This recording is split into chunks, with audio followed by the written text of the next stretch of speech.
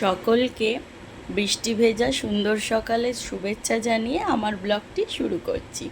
সকালবেলা এত হাসির কারণ আছে।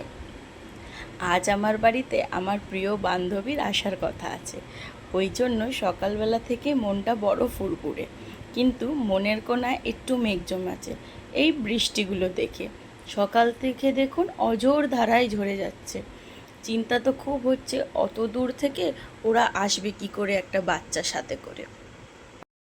বৃষ্টি ভালো লাগলেও রোজ রোজ অঝোর ধারায় চারিদিকে জল জমতে থাকলে আর যেন বৃষ্টিটা ভালো লাগে না। গুড মর্নিং বন্ধুরা। আজকে সকালের শুরুটা তো খুব আনন্দনীয় হয়েছিল, কারণ আজকে কিছু গেস্ট আসছে আমার বাড়িতে যারা বড্ড প্রিয়।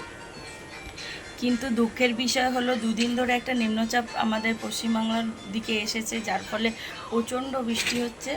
সেই কারণে তাদের আসাটা আর কি ক্যান্সেল হয়ে যায়। তো মন একেবারে দুঃখে মূর্ছিত হয়ে পড়েছিল। কিন্তু একটু বৃষ্টিটা ধরার পর মানে আসার আগ্রহ কারোর থাকলে, কারোর যদি দেখা করার ইচ্ছা থাকে, তাহলে সেটা সম্ভব হয়। তো ওরা আবারও আমাদের সাথে কন্ট্যাক্ট করে, বলছে যে ঠিক আছে, আমরা ক্যান্সেল করব না, যে কোনো উপায়ে হলো যাব। তো আবারও মনটা আনন্দ ফুরফুরে হয়ে উঠেছে, তাই ভাবলাম আপনাদের সাথেও শেয়ার করি। তা চলেন, টুকটাক কাজ হচ্ছে, কিছু কাজ হয়ে আমি দুদিন থেকে মানে রেডি করে রেখেছিলাম। তো চলেন কী কী কাজ হচ্ছে দেখানো যাক। এখানে আদা রসুন পেঁয়াজ কেটে আমার হেল্প করে দিচ্ছে দাতানের পাপা।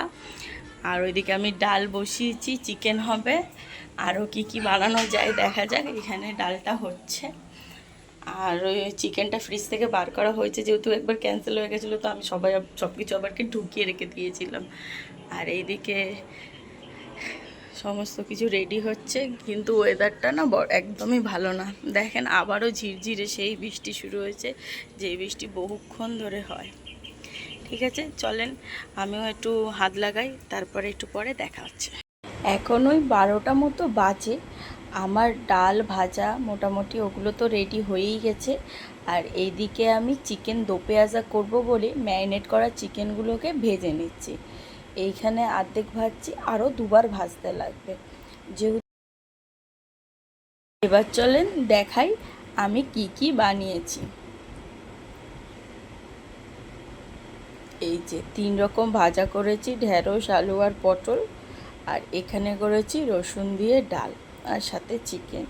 আরও কিছু করার ইচ্ছা ছিল, কিন্তু নিরুপায়। তাতান সাজুগুজু করেছিল অপেক্ষা করতে করতে, এখন জামা প্যান্ট খুললে আইগির জামা খুলে অপেক্ষা করছে। এই যে আমার রান্না কমপ্লিট, শুধু ভাতটা হচ্ছে। এই চিকেন দো পেঁয়াজা, আর আগে তো এগুলো দেখিয়েছে, স্যালাডটা বানাতে হবে। ওরাও বেরিয়েছে, আর কিছুক্ষণের মধ্যে এসে পড়বে। চলেন আমিও চান ধান করে রেডি হয়ে যাই। বাবাই, ও বাই বাই দিয়ে দিয়েছে সবাইকে। এভরিওয়ান, যাদের জন্য অপেক্ষা করছিলাম তারা প্রায় এসে পড়েছে। আমাদেরও চান টান হয়ে গেছে, তাতান বাবুর তো আবার লাঞ্চও হয়ে গেছে। ও তো ছোট, ও তো খিদে পায়, তাই না? তাই জন্য তাতান খেয়ে নিয়েছে, ও করে ভাত খেয়ে নিয়েছে।